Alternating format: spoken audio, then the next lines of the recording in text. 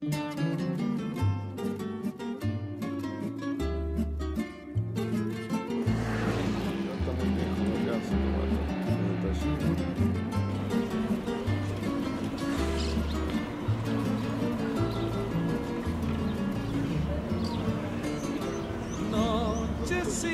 de San Juan, nochecitas estrelladas, cuántas vueltas madrugadas escucharon mi cantar. Nunca te podré olvidar de esas noches argentinas, nochecitas sanjuaninas, que divino recordar. Por volver a cantar al pie de algún balcón. Esta historia humana nace en Caucete. Es un pueblo que está a 30 kilómetros de la capital de San Juan, en el hospital. Mi madre, Natalia Ordóñez, mi papá, Víctor Porfidio Correa. Mi abuelo, Carrero, Germán Maturano, papá de mi madre. Y a mí me ponen el nombre de Víctor. Fue un 10 de una mañana, una madrugada, 3 menos cuarto de una madrugada de un 10 de noviembre de 1946. Y ahí comienza esta historia con mi padre, que nosotros allá le llamamos jornaleros, trabajadores del campo, ¿no? Pero tenía un contrato, una propiedad en contrato, que eran parrales. El dueño, don Emilio Miskovich, vivía en el centro de San Juan, y mi mamá, lavandera. Y bueno, y ahí yo acompañaba detrás, aprendiendo a caminar, y acompañaba a mi padre donde araba, un arado a caballo, tirado a caballo, y yo iba a las chequeadas caminando y me topetaba con los terrones grandes de tierra y me los llevaba por delante y me caía, y estaba, qué sé yo, media hora para pararme. Muere, don Miskovich muere, y la viuda inmediatamente vende esa propiedad y papá se quedó sin trabajo. Entonces no hubo otra salida de que venirnos al pueblo, que le llamamos nosotros, pero a la ciudad. Y nos vinimos a Santa Lucía, que es un departamento pegadito ahí a la capital, a la casa de un tío mío, que un tío mío le alquiló, pero muy baratito, un departamento que él tenía al fondo de su casa en Santa Lucía, y ahí nos vinimos los 4, mi hermano pequeño, mi madre y yo. Y ahí mi papá sin trabajo, mi mamá seguía siendo lavandera, yo la acompañaba a entregar las toallas, las camisas bien planchaditas, y le pagaba a la gente, y inmediatamente nos íbamos al frigorífico que estaba cerca, ahí en Santa Lucía, a comprar 2 litros de leche. Esa rutina todas las nochecitas se hacía, todos los días. Pero, ¿cuál es el detalle? De esos 2 litros de leche, yo tomaba, a lo mejor llegaría a medio litro. El que se tomaba 1,5 litros de leche era mi hermano. ¡Pah! ¿Cómo tomaba leche, por Dios? Mi tío Antonio, hermano de crianza de mi mamá, era dirigente sindical de Vialidad Nacional, con mucho contacto con Perón. Esto agiliza la posibilidad de que mi padre entre a trabajar en la Fundación Eva Perón en San Juan, construyendo primero la escuela hogar, y entra como oficial albañil, ¿no? Y recuerdo que componía una cuadrilla, esa cuadrilla con 2 oficiales albañiles, mi padre y Uldaricio Albarracín, y los 2 ayudantes, los mellizos Agüero. Una larga historia ahí. Luego lo pasan a la construcción al que es hoy el más importante hospital que tiene San Juan, el Hospital Marcial Quiroga.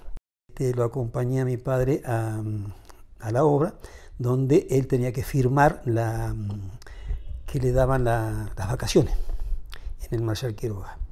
Bueno, firma papel y todas esas cosas, y me toma la mano y su caja de herramientas, una caja grande de madera, donde llevaba todas sus herramientas prácticas diarias, y le llaman flaco. Vení, flaco, les gritan. Dice, no, ya firmé todo, no, vení, que hay algo para vos. Y le entregan una bolsita con una sidra y un pan dulce de la Fundación Eva Perón. Maravilloso, maravilloso, porque esa noche en mi casa no teníamos luz. Y bueno, en la vereda, a la luz de la luna, en una sillita, y bueno, estaba el pan casero que había hecho mi madre, mortadela, un platito con mortadela, el pan dulce y la sidra, y una cerveza. Y nosotros agua, yo y mi hermano, agua. Mi hermano enseguida se fue a dormir, y se quedamos prácticamente los tres. Y luego, bueno, ahí tengo en la imagen la Fundación Eva Perón a través de una sidra y un pan dulce. Día siguiente, un hecho, mi madre había lavado ropa a mano y estaba colgando en la soga, y viene un hombre en bicicleta y le dice, señora, doña, no, en San Juan se dice, doña, ¿cuántos niños tiene? 2 muchachos, don, ¿para qué? Venga. Y le dan 2 tarjetas. Eran 2 tarjetas para retirar juguetes de la Fundación Eva Perón, que entregaban en el Correo Central. Y bueno, y ahí con doña Blanca Huel, una vecina allá a la vuelta, donde tenía su hijo Miguel, Miguelito le decían, doña Blanca fue a retirar, y mi madre me pidió que la acompañara a ella, y así retiramos los juguetes del correo. Emocionante, unas colas grandísimas, por una agilidad tremenda, bolsas y bolsas de juguetes, y gritaban el que recibía las tarjetas, un varón, una nena, un varón, una nena. Bueno, en este caso eran 2 varones, las tarjetas nuestras, y nos dieron 2 camioncitos muy bonitos, distintos formatos, pero 2 camioncitos, uno para mí y otro para mi hermano. Y caminábamos con mi papá, de la mano me llevaba, y habían venido ya al barrio 3 muchachos, los barrios nuevos, y jugando ahí, en ratitos cortitos, y me preguntaban de qué equipo era de fútbol. Y yo no sabía. Sino, para ubicarnos en el tiempo, al no tener luz, tampoco teníamos radio. Así que era muy poco lo que uno se enteraba. Entonces, caminando con mi padre, le digo, papá, los muchachos me preguntan de qué equipo soy. Y me mira y me dice, ¿y vos qué le has dicho? ¿Qué le contestaste? Yo nada, papá, si yo no sé. Ah, bueno, si te vuelven a preguntar los muchachos, puedo decirle que soy hincha de River.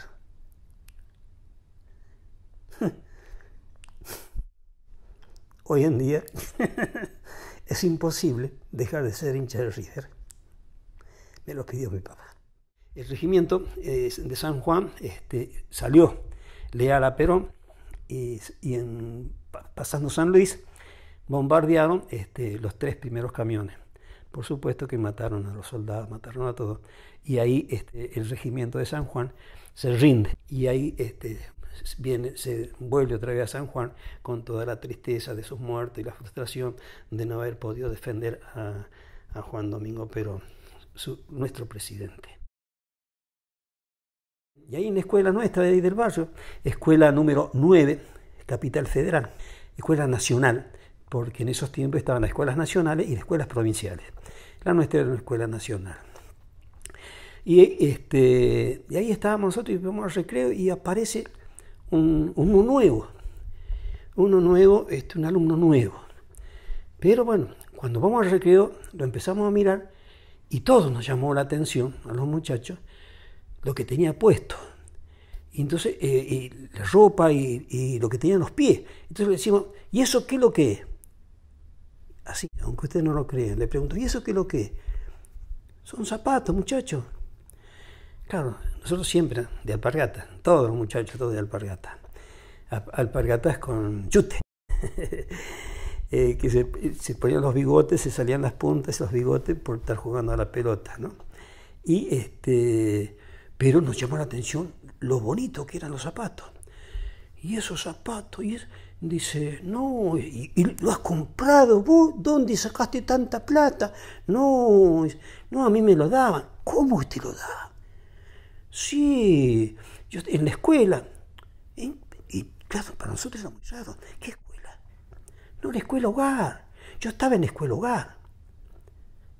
Y estoy contando la anécdota del Hugo Garbo, donde él levanta el pie para que viéramos el zapato. Decía Fundación Eva Perón.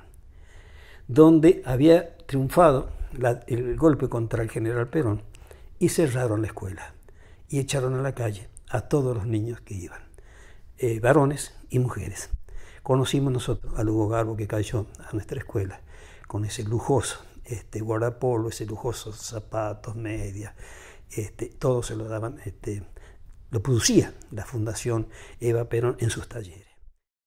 Cumplo 11 años.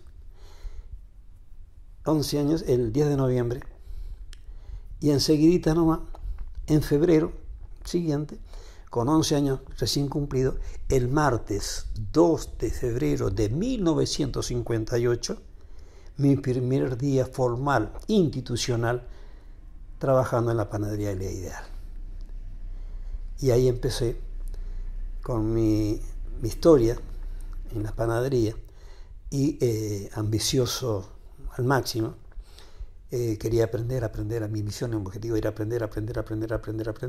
Llevó a que trabajara en 2 panaderías a la vez, en la panadería San Miguel, trabajar levantando el amasijo y como terminamos a 10:30, 11 de la noche, me acostaba arriba de las bolsas de harina, porque ahí estaba todo calentito arriba. Y cuando se hacían las 4, 4:30, los muchachos, los compañeros, me despertaban para que tomara un poco yerbeado. Yerbeado es para nosotros el mate cocido de ustedes. En mi escuela primaria, mi tránsito en la escuela primaria, en la escuela de mi barrio, ¿no? Escuela a lo cual tuve que dejar por mis compromisos laborales, estamos hablando de mis 11 años, y significó que fuera una escuela nocturna. Y para nosotros, los laburantes jóvenes, tenemos una escuela de lujo. ¿Qué nombre? Escuela Obreros del Porvenir. Y así fue que me institucionalicé ya como maestro mayor panadero a los 17 años, ¿no? Con 2 compañeros más ayudantes, todos más grandes que yo, y por otro lado reconocido como maestro mayor panadero por el sindicato. No, tengo que hacer otras cosas. Y ahí fue cuando quería aprender a bailar. Parecía una torpeza total, bloqueado, quería bailar, endurecido, pero bueno, tomando conciencia de eso, no tienen imaginación las cosas que hice, los lugares que me metí a estudiar danzas y para querer aprender a bailar, ¿no? Y bueno, sí, lo logré un poco bailar español, bailé poco danza moderna, ¿no? Logré participar con Violeta Pérez Lobos y Juan Carlos Abraham, 2 queridos bailarines, personas y hermosos bailarines de San Juan, integrar con ellos el cuerpo de danza moderna, que bailé en el teatro, bailamos para la televisión, y bueno, yo mismo me sonreía de mí mismo y pensaba que hace un tiempo atrás yo me ponía duro y estaba bailando, ¿no? Y eso me ayudó mucho para desarrollarme como mimo, ¿no? Y como mimo trabajé apoyando compañeros en los barrios, acompañando iniciativas, como mimo en el teatro, ¿no? Junto a Juan Carlos, a Violeta Pérez Lobos y Oscar Kummel, conformamos el grupo Nuestro Nuevo Teatro y trabajamos mucho en el teatro y estuvimos en Mendoza también actuando. En la Argentina de los años 70, no solo las utopías, sino las búsquedas personales, todo este clima, digamos, a nivel mundial que se dio, podríamos poner desde lo político a lo artístico, los movimientos del rock, los movimientos de liberación, la fusión folclórica. Y Víctor hizo parte de la movida que se daba en San Juan en aquellos años, no solo, o independientemente de su trabajo político, fue un mimo muy destacado que realizó un recorrido con las mejores personas en el área que ven en San Juan, Oscar Kummel, en danza Violeta Pérez Lobos y Juan Carlos Abraham, El Franco Russo también estuvo en aquella época, no, un poquito. Y básicamente trabajaban desde un espacio cultural muy importante que era la Biblioteca Franklin, una biblioteca que era una sociedad civil, que era un espacio de bastante libertad y permitía que estos grupos de jóvenes que empezaban a decir lo que tenían en la cabeza respecto de la vida, de la sociedad, del amor, de la solidaridad, de un anhelo de cambio muy profundo. Fue bailador flamenco. Se dedicó a ser bailador español. Que ahí los amigos los agarrábamos y los besábamos porque creíamos que estaba cambiando de sexo, pero no. Su historia fue esa, fue un bailador español, que eso pocos lo saben, pero le dio por andar en los escenarios justamente bailando español. Bailaba bastante bien, se desenvolvía bastante bien, y bueno, después la vida, él fue creciendo su panadería junto con su hermano, con Julio, colocaron una panadería por esas cosas, y yo ya a los 23 años, trabajando en el diario de Cuyo, me vine al diario Los Andes. Pero siguió la amistad permanente porque yo iba de acá, nos veíamos permanentes, estábamos, su vocación política no la perdió nunca, empezó desde muy joven a trabajar dentro del Partido Peronista y sus condiciones de ayudar a la gente, de ayudar a aquel que no tenía, fue muy reconocido en el barrio, lo quisieron mucho, porque más bien él trabajaba para ganarse sus pesos, pero también hacía, cuando salía en su poderoso Ford que tenía, a repartir tortitas, media luna, a los chicos de los barrios, una tarea muy noble que tuvo él. Y bueno, y así fue muy querido, como decía antes, en el barrio, en todo, hizo un gran número de amigos ayudando. En la iglesia de Guadalupe conformaba un grupo importante de jóvenes, muy preparados, muy comprometidos, muy contagiosos de sus quehaceres, ¿no? Y bueno, éramos una bandita de sindicatos que estábamos en la CGT de los Argentinos y a su vez componíamos ASA, Acción Sindical Argentina. Y digamos, podríamos decir que un brazo político sindical de la Iglesia Católica. Bueno, ahí estaban los mineros, fideros, gráficos, los panaderos, farmacia y así, bueno, una barra linda. Pero los panaderos eran una barrita pequeña, pero muy movedizos, ¿no? Y un día se nos ocurrió de que Manuel tenía un horno y se amasaba a mano, ¿no?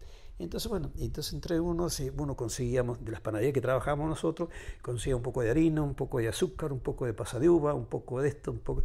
Y se hizo una cantidad muy linda de pan dulce, macanudo. O sea que teníamos el pan dulce hecho.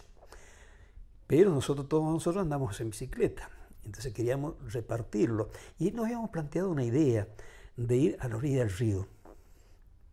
A la orilla del río San Juan. Donde viven en casitas muy precarias, prácticamente como cuevas, los cargadores, que iban los camiones y ellos a pala cargaban la arena, ¿no? A pala cargaban los camiones de la arena. Y bueno, y ellos tenían sus familias, ¿no? Y bueno, le comentamos a los muchachos del grupo de Guadalupe, de la Iglesia de Guadalupe, esta idea, que ya íbamos a tener el pan, si ellos nos acompañaban a llevarlo a la gente de la orilla del río, ¿no? La falda del río. Y así fue, en 3 coches, los muchachos, no eran coches de lujo, coches humildes, pero eran cochecitos que en los baúles llenamos de pan dulce. Y una noche, bien entrada la noche, y aparte de la madrugada, aparecimos allá y ahí vimos lo que luego, no sé si antes, seguramente que había sido antes, Tejada Gómez, el escritor, mendocino, escribió Hay un niño en la calle. Cuando habla en ese pasaje, dice la intemperie dormida con su niño en la calle. Ahí estaba la intemperie al aire libre, la intemperie con sus niños dormidos, con sus padres dormidos, sus mamás dormidos, ¿no? Ahí sobre las piedras, con apenas un par de colchas en el suelo y dormiditos. Y nosotros en punta de pie, y le dejamos el pan dulce, ¿no? Por supuesto que llevaba una etiqueta. La etiqueta era de la Juventud Peronista, JP, la Juventud Peronista le habíamos puesto, ¿no? Y la satisfacción. A nosotros, ninguno de ellos nos vio la cara, ¿no? Pero cuando volvimos y al día siguiente nos volvimos a encontrar y tomar unos mates, la tremenda alegría del alma que teníamos de imaginarnos, de tan solo imaginarnos, de esos niños, esos papás, cuando apareció el sol, hayan despertado y haberse encontrado con un pan dulce que los peronistas le habían llevado. Y bueno, en general, los curas para el tercer mundo estaban en esa línea, en esa onda, digamos ahora. Incluso hasta algunos, vos te habrás enterado, en Mendoza hubo una gran reunión de los curas para el tercer mundo, donde hubo hasta una opción de un grupo, no todos los curas del tercer mundo, pero que eran un montón. Un grupo hasta adoptó una identidad política, digamos, eran curas peronistas. Sí, estuve enterado de eso, Te imaginas, la noticia llegó muy cerca porque estábamos en San Juan, ¿no? Claro. Pero un acontecimiento político, digamos, eclesiástico. Muy importante. 19 años en una asamblea en nuestro sindicato de obreros panaderos de San Juan, me eligen los compañeros para representar a la provincia en el Congreso Nacional de la Federación, la FAUPA, Federación Argentina de Panaderos, en Rosario. Y tuve la oportunidad de observar ya los grandes movimientos que ya existían, en grandes gestaciones, grandes movimientos estudiantiles, por todos lados. Y la charla que tenía yo con otros compañeros que eran de otras provincias, esto estaba sucediendo prácticamente en todo el país. Este fenómeno de los estudiantes en las calles, pero las partes también obreras, ya estaba unificada, sin discusión previa, la consigna contra de la dictadura, el derrocamiento de la dictadura. En eso se ve el gran fenómeno, por primera vez en la historia, de la unidad en la acción obrero-estudiantil, prácticamente en todo el país. Y eso se ve reflejado en todas las instituciones, en todas las CGT de los argentinos, que se constituye como una sustituta de orfandad de una representación real en cuanto a los intereses coyunturales y estratégicos del pueblo argentino. Es así donde principalmente tiene ese como centro, por supuesto, como siempre suele suceder, Buenos Aires, con la Federación de los Trabajadores de la Imprenta, ¿no? De los gráficos, Raimundo Ongaro, después están los compañeros de farmacia, y así se van aglutinando a través de esa figura institucional de las CGT de los argentinos. Eso también se van creando las regionales en todo el país. Y algo muy importante de destacar, para que no quede en el olvido, ese fenómeno de movilización social estaba en estado genuino. ¿Por qué? Porque el común de los ciudadanos, común de la gente, depositaba la confianza absoluta en esos dirigentes, porque eran símbolos, sinónimos de honradez, de capacidad y de compromiso estratégico con la Argentina que nosotros soñamos y deseamos. Y en esto vamos llegando así al 1968, donde el Mayo francés se produce una gran revolución en Francia y tiene sus correlatos y sus reflejos en el mundo entero, pero no es así en la Argentina. No es un automático, podríamos decir, automáticamente un correlato exacto del Mayo francés, porque se sucede el Mayo argentino. Exactamente el 29 de mayo del 69, la CGT de los argentinos declara un paro de 36 horas que comienza a las 12 del mediodía del 29 y 29 y 30. Se suceden grandes movilizaciones, entre ellas en Córdoba, donde luego se le dio en llamar el cordobazo.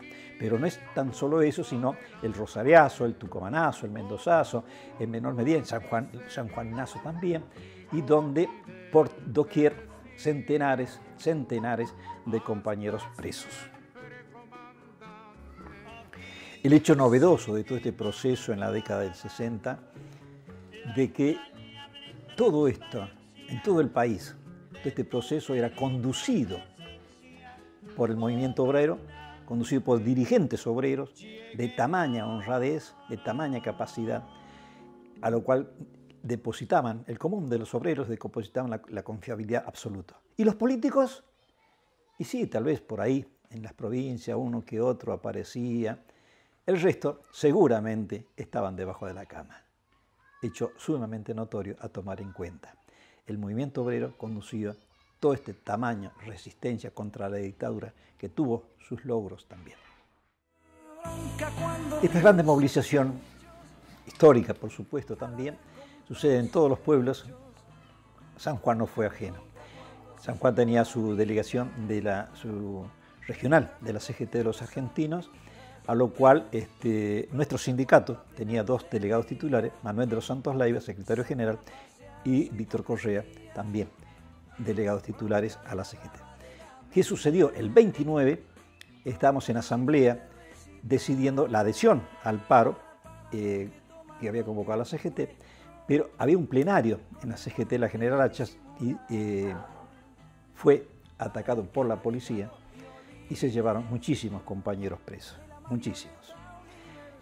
Se había coordinado una movilización, una concentración y movilización para el día 30, a lo cual pretendíamos conformarla, y íbamos nosotros con el Negro Ibañez, compañero mío del sindicato, íbamos por la calle Mendoza, habían grupos por todos lados, en las cercanías de la Plaza de la Jorobita, que se le llama en San Juan, en donde está entre la calle Mendoza y General Hacha y la Brasil y 9 de julio. Habían compañeros por todos lados, de a poquito, de puñados, pero habían compañeros. Y nosotros veníamos por la calle Mendoza, cuando de repente veo que cortan la calle Mendoza de una punta y de la otra Falcons, y uno se desprende hacia adentro por la vereda. En San Juan tengan en cuenta que las veredas tienen 4 y 5 metros de ancho. Y le digo al héroe, sonamos. Y así fue. Un Falcon nos atraviesan, nos llevan a los 2. Y los 2, esa misma tarde del 30, nos torturan. El mismo jefe de policía en persona nos tortura, ese jefe de policía porteño, Florencio Huasquín. Inolvidable para los provincianos. Los porteños siempre cuando van a las provincias van a hacer esas cosas, mano especializada en tortura. Y bueno, a mí me torturan, me tenían ahí 2 valientes policías de un brazo y del otro, y este señor me pegaba por todos lados, principalmente en la cabeza. Es así donde me revientan el oído por primera vez, el oído derecho, que luego va a tener consecuencias muy graves. Bueno, y ahí me llevan a los calabozos y luego al día siguiente me trasladan a la alcaidía, donde en esa alcaidía me encuentro con todos los compañeros, entre ellos dirigente sindical, el secretario general del sindicato de AOMA, el secretario general de los gráficos, y así sucesivamente, muchos compañeros estudiantes. Y fui condenado a 15 días, y los abogados, por supuesto, borrados, con la excepción de abogado comunista, Jansón. Recuerdo perfectamente que se animó y apeló la sentencia mía, y a los 11 días me sacó de la cárcel.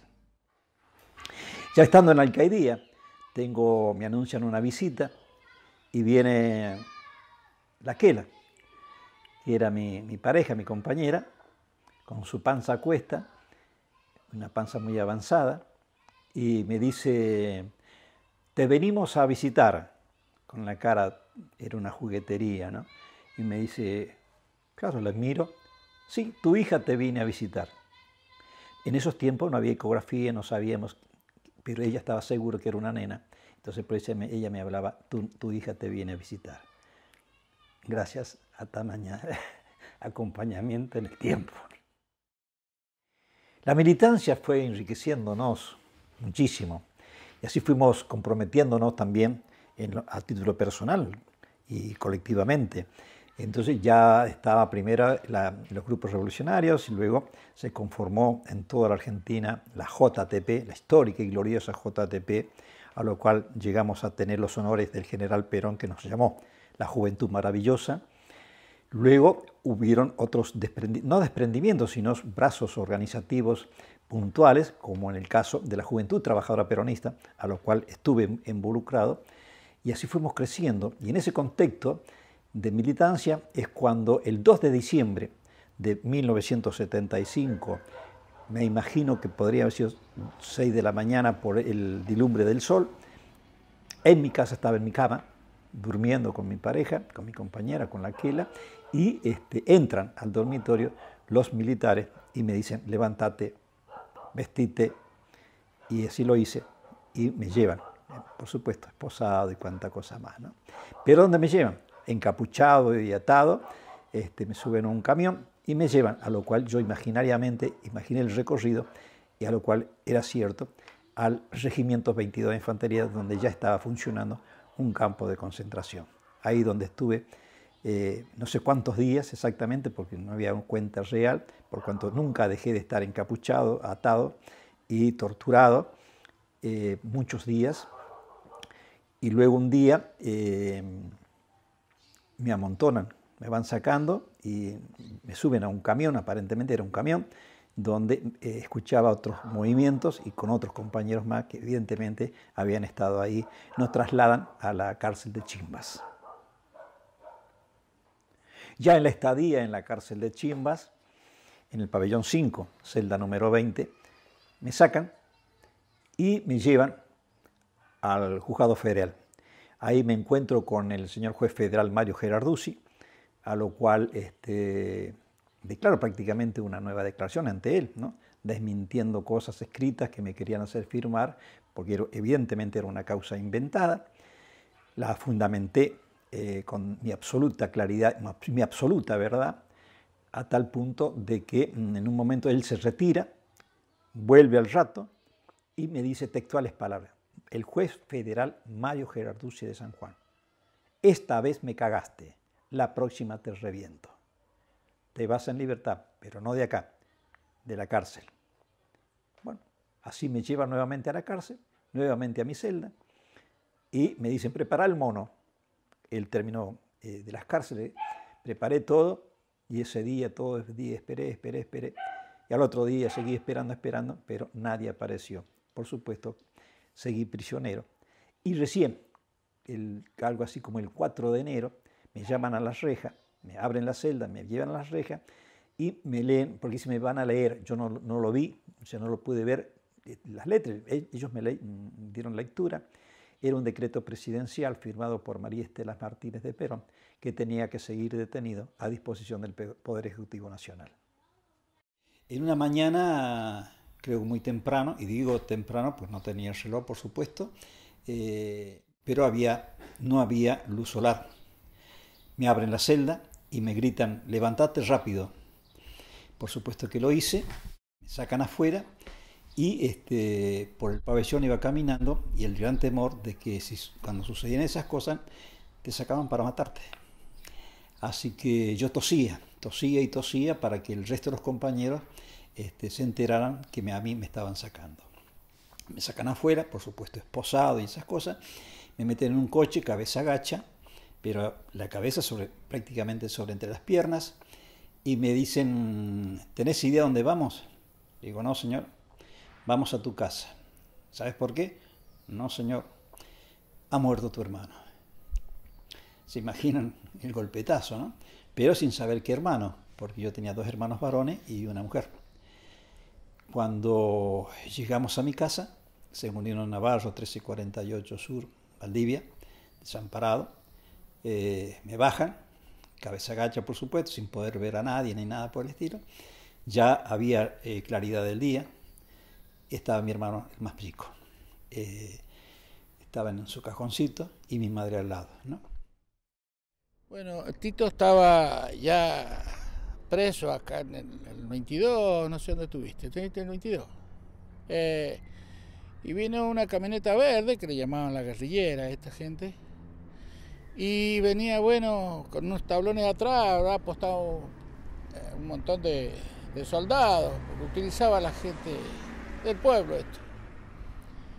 Y venían camiones del ejército, pero también venían los Peugeot, en ese tiempo estaban los Peugeot 404, en San Juan. La policía de San Juan tenía un PBO 404 color celeste. Y custodiaban a la vuelta de la cuadra, todos rodeados aquí. Y habían del ejército tirados en las acequias, acá se usa acequia.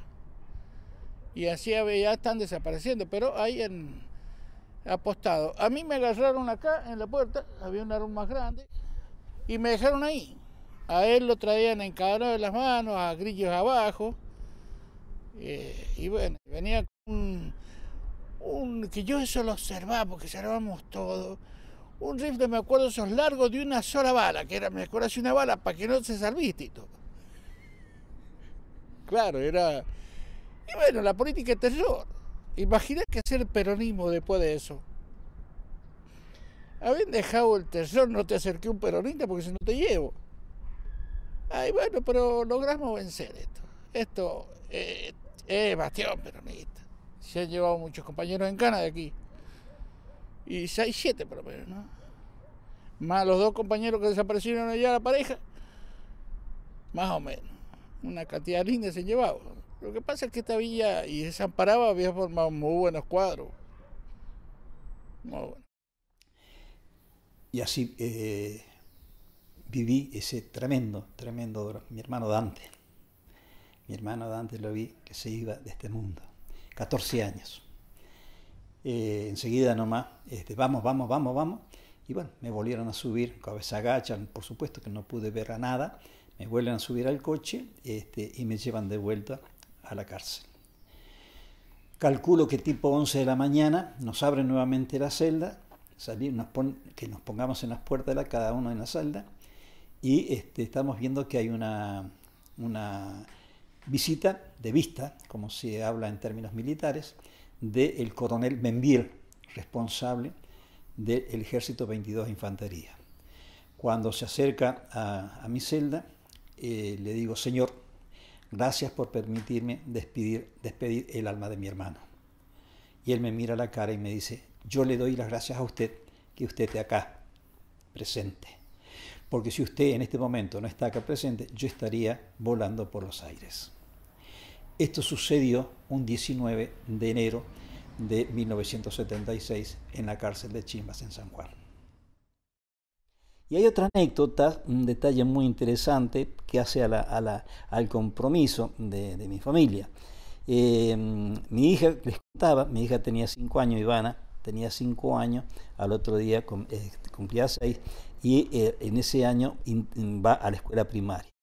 Y le dice a la maestra, el primer día de clase, le dice a la maestra que ella tenía que aprender a escribir muy rápido, muy pronto, porque le tenía que escribir una carta a su papá, que no lo podía ver. Y lo logró. Y siempre hay alguien, en la cárcel siempre hubo un alguien de que le recibió esa cartita y me llegó a mis manos, en una hojita de cuaderno, la primera carta que escribió mi hija. En un mes aprendió a escribir.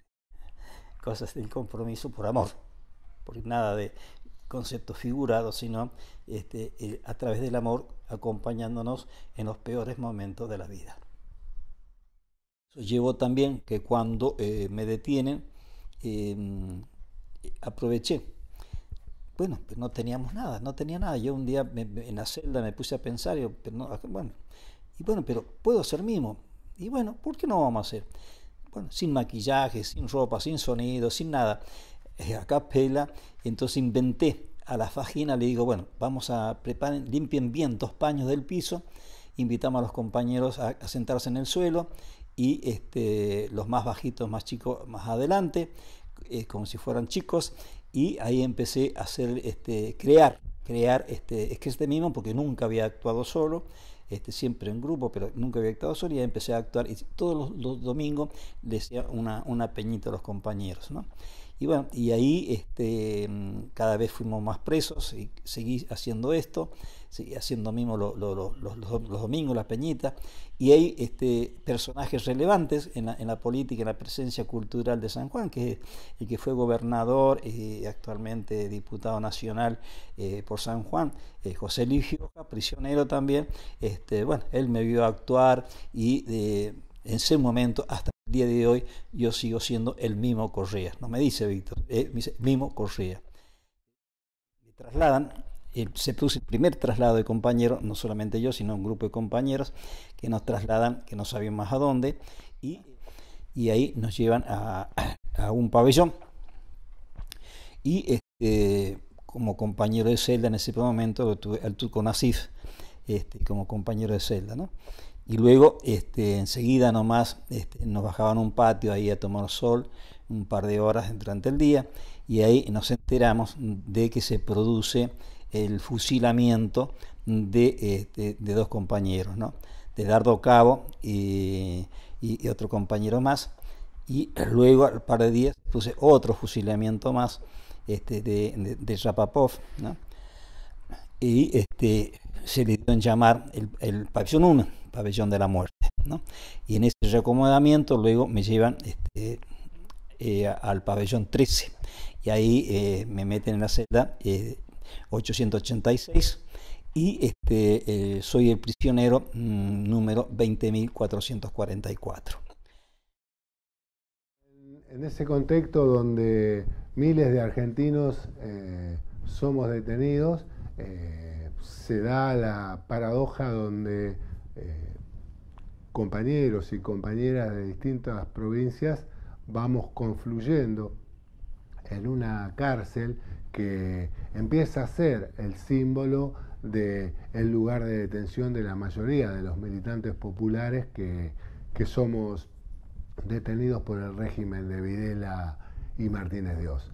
En ese contexto, entre otros compañeros, no puedo dejar de mencionar a un dirigente político y sindical del Cuyo, de la región argentina, específicamente de San Juan, que se llamaba Víctor Correa, un compañero que tenía altas responsabilidades políticas y organizativas en el peronismo revolucionario de su región, y que también, una vez que llega a las cárceles argentinas, también asume la responsabilidad de conducir a los detenidos, a un grupo importante de detenidos políticos, sobre todo peronistas. Víctor Correa, junto a otros compañeros, eran los que estaban a cargo de coordinar y de llevar adelante, entre otras cosas, la supervivencia de los compañeros. Algunos de nosotros que veníamos, que éramos más chicos y que también nos habíamos incorporado a esos centros de detención, veíamos la actitud y la conducción de estos compañeros, entre los que se encontraba Víctor, entre los que llevaron adelante una importante tarea, la tarea que tenía que ver con no solamente con la supervivencia de los presos políticos, sobre todo los presos políticos peronistas, sino con la preparación y la formación política de esos presos para que cuando tuviéramos la posibilidad de salir de las cárceles nos incorporáramos a la lucha política. Y salió un decreto unipersonal firmado por el general Videla y Arrindegui, donde me sacan de la Argentina, y los únicos países que nos recibían eran Europa, y quien me plantea el recibimiento es Francia. A todo esto hay un rol muy importante de la Asociación Argentina de Actores, fundamentalmente con Luis Brandoni, donde está la documentación. Hay una carta ahí donde él manda a la Marina pidiendo por mi situación, más la situación del resto de otros compañeros que lamentablemente, desgraciadamente, hasta el día de hoy están desaparecidos. A través de mi compañera me acercan una billetera con $200, puesto por los compañeros de la Asociación Argentina de Actores, ¿no? Es el único dinero que yo llevo, ¿no? Me embarcan, me acompaña un policía hasta el asiento del avión, que ahí está al lado mío hasta momentos antes del despegue del avión, un Boeing 747 de Air France, y bueno, se retira y toma vuelo el avión. Salgo de la Argentina, vía Buenos Aires, aeropuerto de Ezeiza, a Francia. Y en Francia, aeropuerto internacional Charles de Gaulle. Compañeros hicieron gestiones ante la CDT francesa y consiguieron el apoyo. Entre ellos, Cacho el Cadre. Consiguieron el apoyo económico y el respaldo de relaciones en el Hospital Necker de París. Así que ahí me empiezan a hacer todos los estudios previos y descubren de que en mi oído derecho, detrás del tímpano, yo tenía algo raro, algo difícil. Por lo tanto, los médicos decidieron operarme. Es así que se concreta la operación. Gracias a Dios, un profesor me operó y detrás del tímpano sacó coágulos de sangre que tenía como producto de la tortura. Y cuando pasaron varios días de la operación, este profesor me llevó a una clase pública de los alumnos y a los alumnos les explicaba en detalle todo lo que había hecho en la operación mía. Y le doy gracias a Dios y a los compañeros que si no se hubiera dado eso, no estaría contándole esta historia a ustedes. Un periodista de la Federación del Libro pide hablar conmigo a través de ella y nos invitaron a cenar. Cenamos en la casa de él y di mi testimonio, lo tomaron por escrito esa noche y fue publicado en la revista de la Federación del Libro con 94.000 ejemplares y bajo el título de La Resistencia en Argentina, ¿no? Y me presentan como soy, ¿no? Dirigente obrero, panadero, papá ya de 3 hijos y un hijo fallecido, por lo tanto eran 4. Había una gestión muy importante a realizar, que era la presentación de un pedido por Rodolfo Walsh en la Embajada Argentina. Y por lo tanto fui invitado y ahí estuvimos en un café ahí frente a la embajada y lo compartí con un negro cordobés hermoso,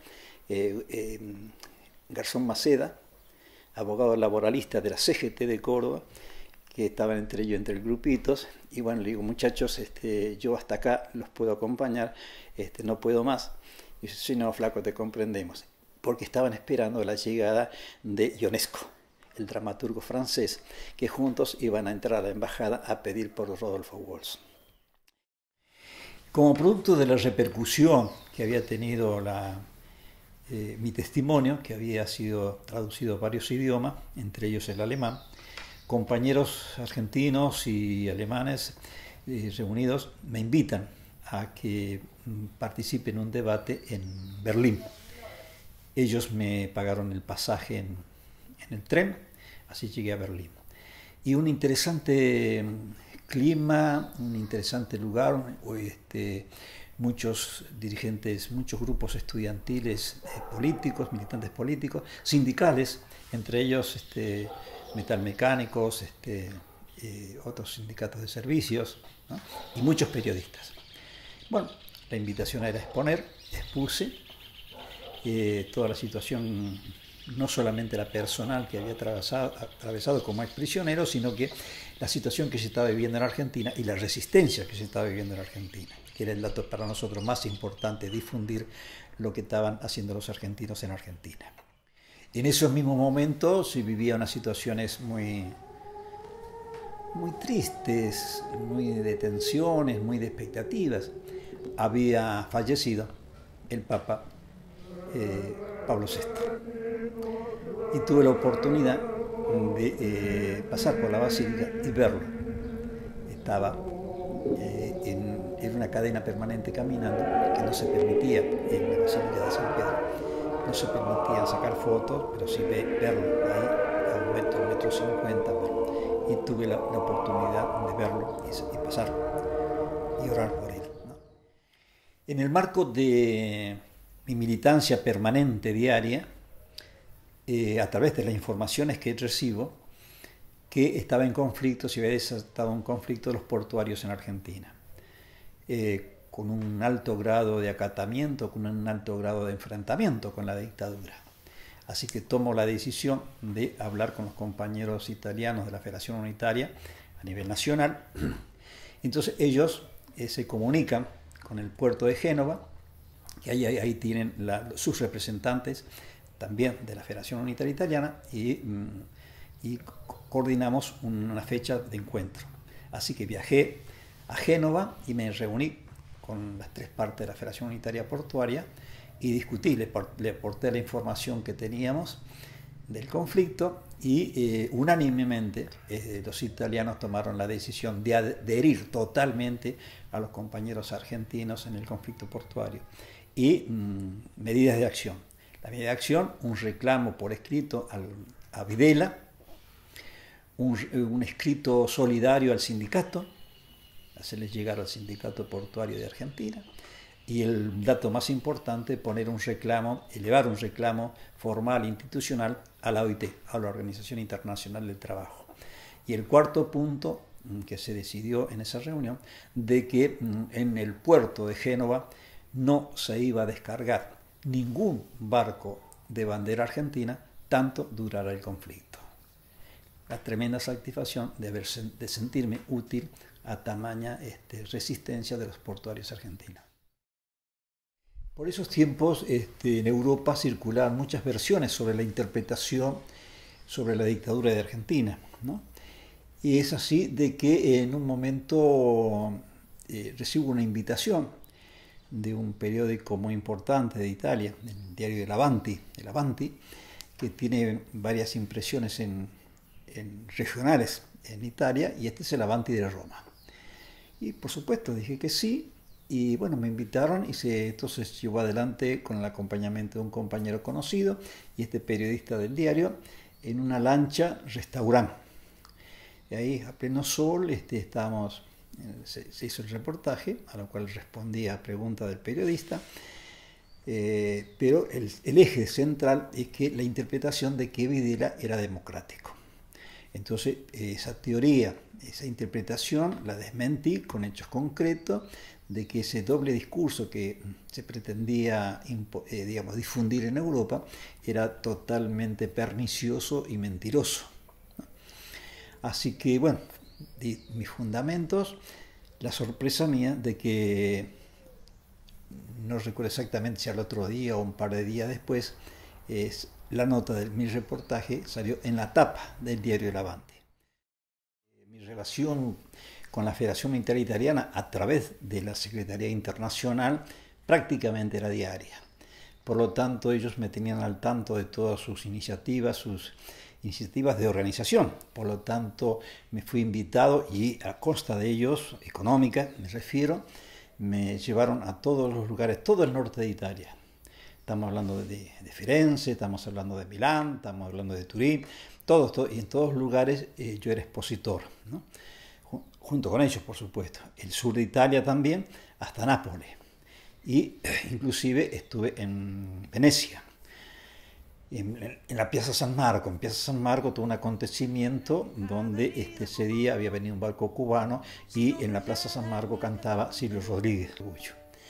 Bueno, así también Helman pasaba por Italia y bueno, charlé con la gente y le facilité con mi gestión de que Helman mantuviera reuniones informativas de alto contenido de profundidad, sumamente interesante. Que a la salida Helman me abraza y me dice: Víctor, muy bien Víctor, muy bien Víctor. Son las alegrías del alma que quedan en el recuerdo de haber aportado algo interesante. En ese contexto también recordar algo maravilloso para mí en ese momento. Sandro Pertini, presidente italiano, con todo el protocolo internacional, recibe a las madres y a las abuelas de Plaza de Mayo, con el protocolo internacional. Y digo esto en desmedro de muchos argentinos, las viejas, despectivamente las nombran. Sandro Pertini, presidente italiano, los recibió con el corazón abierto y les dijo: acá está Italia, que las respeta, las adora y las respalda, y las va a respaldar con toda la información que tenemos en la embajada italiana en Argentina. Toda esa información ya es de ustedes. Orgullo esas luchas de esas viejas. Qué cosa fuera corazón, qué cosa fuera la masa sin cantera, qué cosa fuera corazón, qué cosa fuera la masa sin cantera.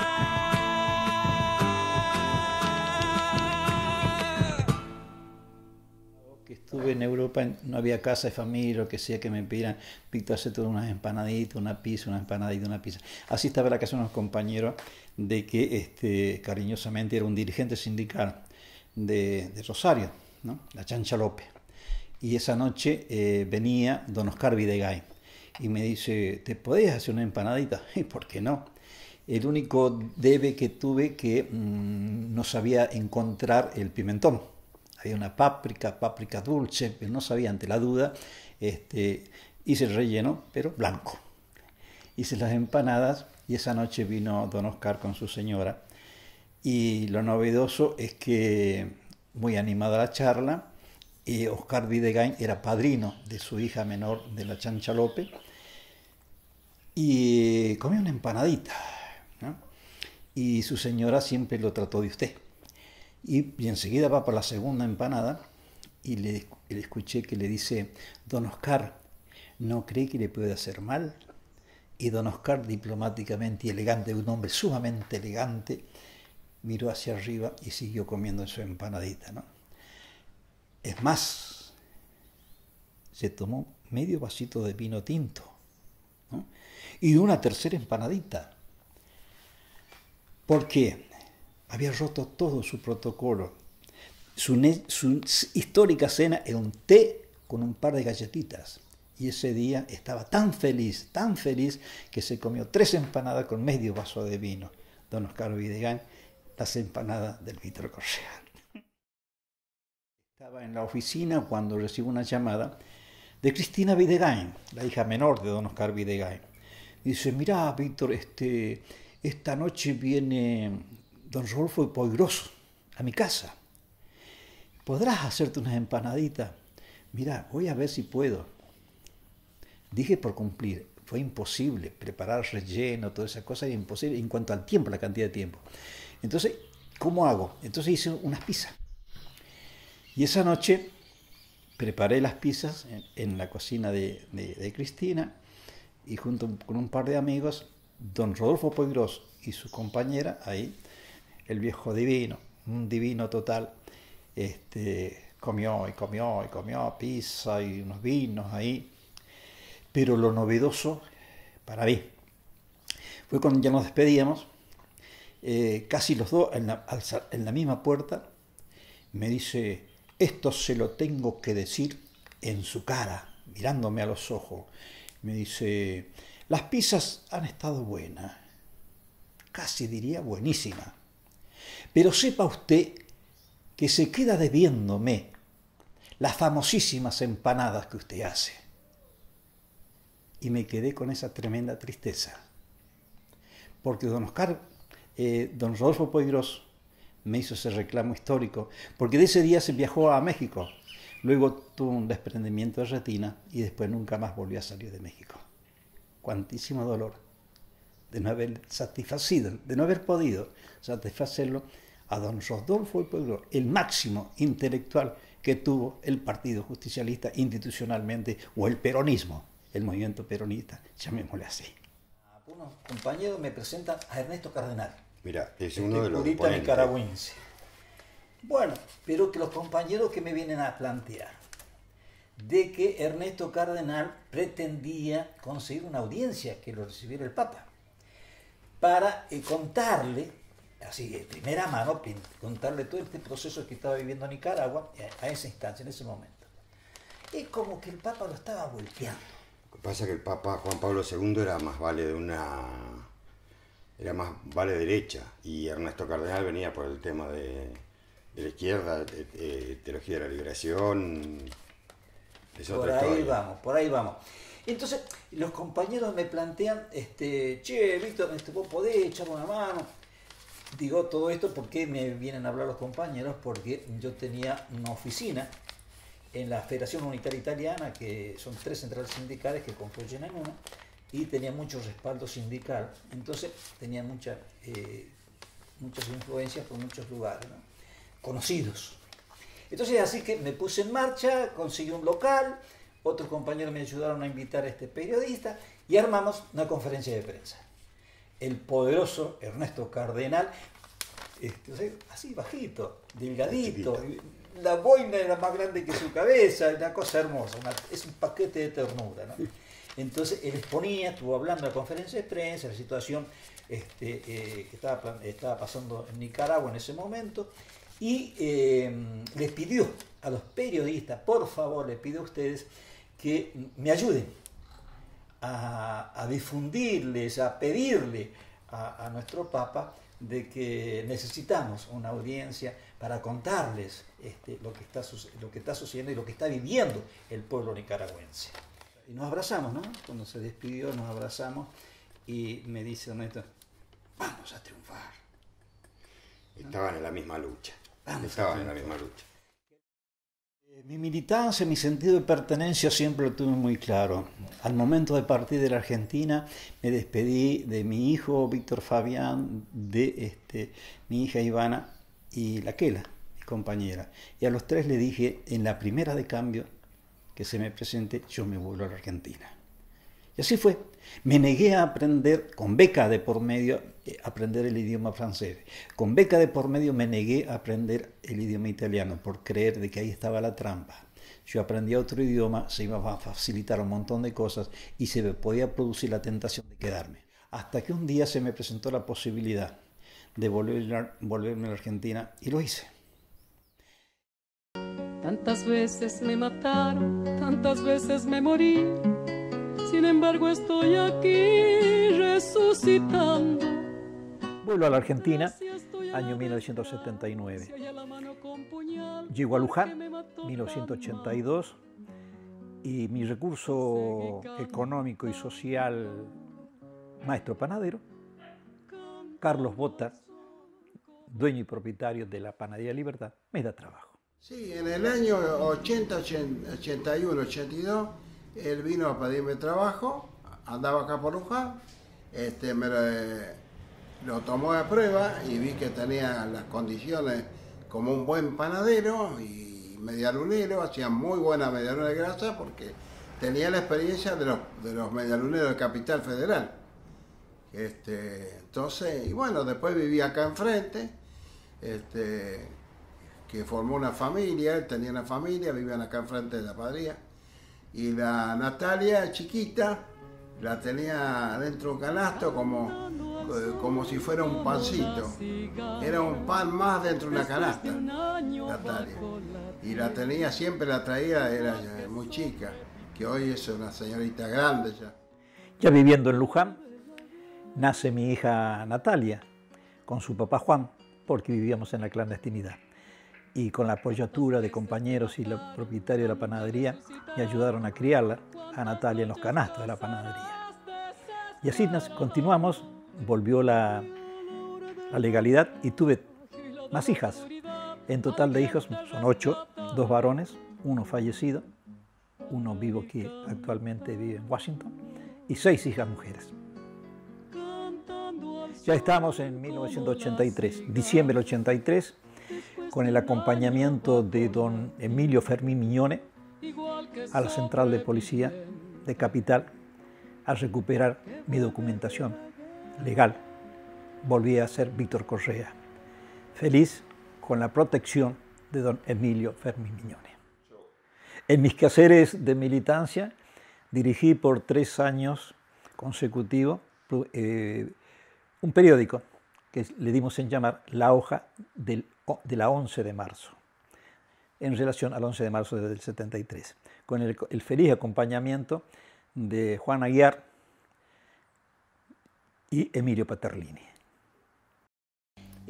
Yo vengo a Luján la última semana del 82, y tú lo sabes, clandestino, y como primero lo hacía siempre en todos los lugares, reconocimiento de zona, la zona salía a andar, mirar a ver cómo era esto, cómo se movía, ¿no? Y yo ya había conseguido trabajo en la Panadería Libertad, de maestro panadero, Y los domingos, cuando terminaba, salía a dar vuelta. ¿Y qué pasa? Veo por una iglesia llena de gente. ¡Pah! La flauta que había gente. Entonces me quedé pensando, y habrá algún casamiento seguramente, ¿no? Bueno, al domingo siguiente voy a volver ahí, a ver qué pasa. Más gente todavía, en la calle había gente también, ¿no? Y el Sagrado Corazón. Y entonces ahí sí, me paré, me acerqué, empecé a comentar, a preguntar. Digo, ¿hay mucha gente? ¿Pasa algo? No, está dando la misa Cacho Sacardi. Así me enteré la presencia de Cacho. Pero vos sabés mucho de eso, ¿no? Cuando vino Cacho eran las filas de bancos comunes, qué sé yo, y había unos pasillos enormes al costado, pasillos en el centro. Bueno, achicaron el pasillo del centro, o sea, se agrandaron los de los costados, hicieron bancos, unos banquitos más chiquitos, qué sé yo, pusieron todos bancos a los costados también, y había gente parada en el fondo, sentada por todos lados, afuera, se llenaba de gente. Cacho tenía una convocatoria, era una persona acostumbrada a hablar a los pueblos, hablaba claro y sacaba lo suyo, porque decía lo que tenía que decir, cuando lo tenía que decir. Es más, había gente que se enojaba porque cómo el cura va a criticar así, que esto. Era una cosa impresionante. El mensaje de Cacho fue siempre lo mismo. Y en realidad Cacho lo que decía, mi vecino es mi hermano. Sí. Mi vecino es mi hermano. No, o sea, de ahí partía todo. Decir, Cacho formaba parte de un... Se metía en el caserío a comer, a tomar mate, a charlar. Y él le llamaba, no, ando misionando. Claro. Cumpliendo con el compromiso de la militancia de nuestra generación, asumió el compromiso de responder a la propuesta organizativa, política, ideológica de Néstor Kirchner de llevar adelante los juicios de lesa humanidad. Así participo en el juicio de lesa humanidad en San Juan y me convocan por primera vez a declarar en el Juzgado Federal de Mercedes. Luego, con el acompañamiento del compañero, el doctor Miguel Ángel Prince, que redactó la querella, que según interpretación de compañeros entendidos en San Juan, fue una querella de lujo del punto leguleyo, y nos presentamos el 13 de marzo, donde se hizo la apertura del juicio en la Universidad Nacional de San Juan. Luego, el 29 de mayo, di mi participación como testigo en el juicio de lesa humanidad. En el piso, la doy vuelta y veo a mi hija Ivana, que tenía 6 años, y al otro día cumplía 6 años. Ivana vio todo, no solamente lo que me estaba sucediendo a mí, sino todo lo que hicieron en el domicilio, que fue muy feo. Ahí me encapuchan y me suben a un vehículo que estimo que sería tipo camión, camioneta, algo por el estilo, porque me metieron al piso. Iban otras personas aparentemente, creo, sentadas o algo así, porque depositaban los pies arriba de mi cuerpo. Atravesar este nuevo tiempo solo es tremendamente difícil, casi diría imposible. Entonces acá mi profundo agradecimiento a este importantísimo acompañamiento del Centro Ulloa, este centro de psicólogos situado en Capital Federal, con Silvana a la cabeza, me acompañó, como los psicólogos sanjuaninos Antonio y Sandra Vega. Mi eterno agradecimiento y mi eterno amor por ellos. Gracias. Y contame, ¿cuál es el sueño más importante de tu vida? ¿Sabes qué buena pregunta? Jamás en mi vida me preguntaron así. Fíjate vos de que esto tiene un proceso consciente y razonado, como decimos nosotros. Estamos de 17 a 18 años aproximadamente. Me lo planteé después de estar cuando me integré a SOPA, Sindicato de Obreros, Panaderos y Afines de San Juan. El gran sueño de mi vida, de un día llegar a ser un intelectual de la clase obrera. Porque mirando y mirando, ya la burguesía tiene suficientes intelectuales. Así que bueno, ya basta ser un intelectual de la clase obrera. Como nos dijo ese argentino que transitó por el mundo, el doctor Ernesto Che Guevara, nos dijo fortalecernos sin perder la ternura.